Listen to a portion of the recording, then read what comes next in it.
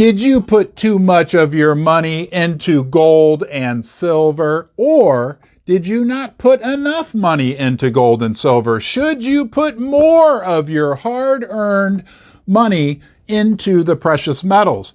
That's a tough question for us to answer. But in this video, I'm going to give you my definitive opinion.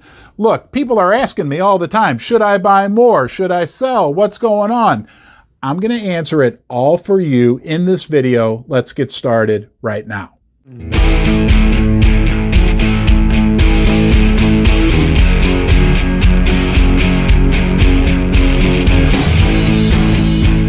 Thank you. Yes, you. There's only one you, and I know you are joining me from all over the world. Thank you for being here. If you get some value, if you get some entertainment from this video, please consider subscribing. You can do that right here. Give it a thumbs up. Leave a comment in the comment section below. Let me know what you think about my theory on how much silver or gold a person should hold. Your ideas and your input are important. We want to hear from you and we want to get to know you. Now let's get back to the video. You're going to get your answer as to how much physical gold and silver you should own. But first, I'm going to surprise you. There's a couple things we need to cover before we even consider buying any precious metals. I'm going to share some financial wisdom with you first. Some nuggets of wisdom, pardon the pun. There's a couple things you need to do before you even consider owning any physical gold or silver. Number one, you need to live below your means. Can you add and subtract? I bet you can. If you can add and subtract, you can figure out how to live below your means. Essentially, what I'm telling you is you need to be spending less on a weekly, monthly, and annual basis, spending less than the amount of money you're bringing in as your job, as your business, whatever the case may be.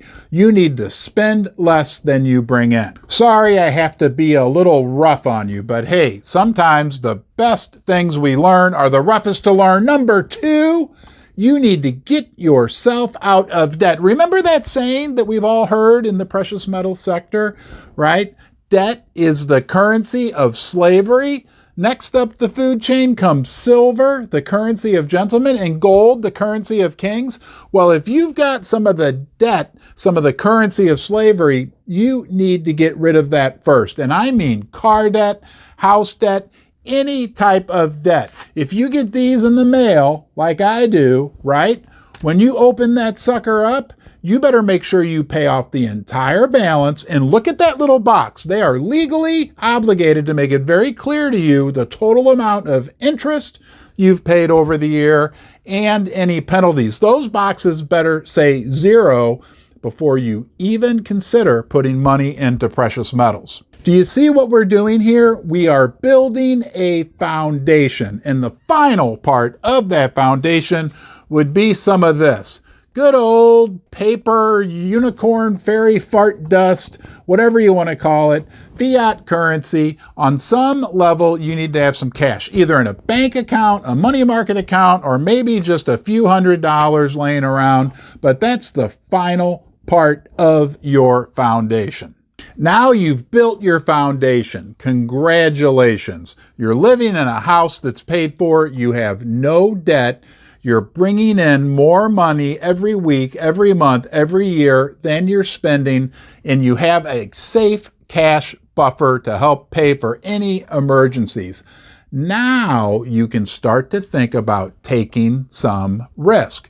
That would include maybe buying some physical silver, maybe buying some physical gold, maybe buying even some precious metal mining stocks, but you don't want to do that until you've got your foundation. Look, if you came here hoping that I would tell you, oh, you should put 50% of your net worth or 50% or 40 or whatever, you came to the wrong place. I'm going to tell you the hard truth because I'm your friend, and that's what friends do. They'll tell you the hard things.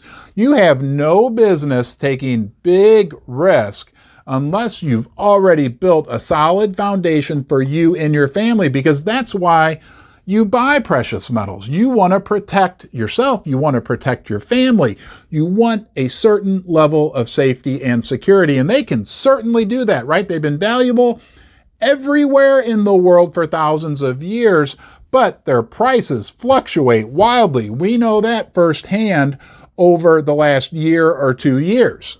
And I'm not selling you anything. Just be careful who you listen to, because sometimes some people have a vested interest in you making certain financial moves that may not be in your actual best interest. Now, I'm not offering financial advice. I'm not telling you explicitly what to do. I just wanted to give you my big picture opinion, and I know, right? I have a degree in accounting. I've studied money for decades.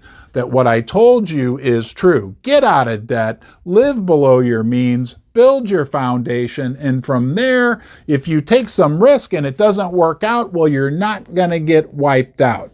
Now, if you build yourself a solid foundation and you get to a point where you start to get accumulating this stuff, I can tell you from experience, this stuff is a heck of a lot more fun than this stuff.